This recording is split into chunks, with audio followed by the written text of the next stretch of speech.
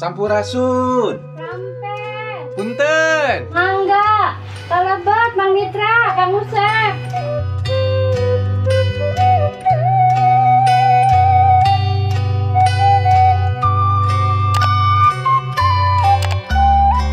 Banget cari.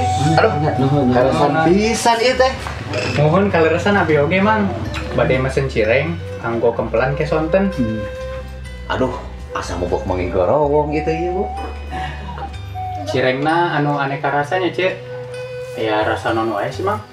Kayak rasa pedas pokoknya mah kumplit. Kayak rasa pedas, rasa daging, Kumplit, rasa ya? jengkol ge aya. Jengkol. Sekarang rasa cikur. Mohon apaan abdi teh nyobian inovasi anu ti Mang Mitra teh ya, anak abdi teh ya. Kedah nganggo mangrupi rasa-rasa cireng. Puji Gusti geuningan.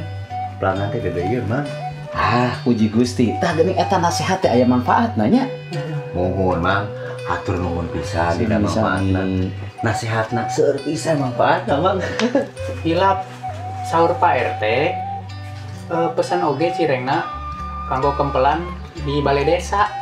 Oh, mohon. Ulah hilapnya, Cek. Mangga dijajakeun. Punten.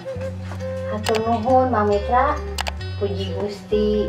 Papana tumut kanu nasehat Mang Mitra. Tah, Mang Rahmat sareng Cetitin. Ieu mangrupi hiji contoh di mana Mang Rahmat sareng Cetitin tos ngalarakeun pangandika Gusti. Anu nyangemkeun jalmi anu nolak kana nasehat anu rugi dirina sorangan. Tapi upami urang kersa nampi pepeling, urang bakal langkung wijaksana. Komo deui upami urang bari maos pangandika Gusti sareng ngalarakeun pangandika Gusti.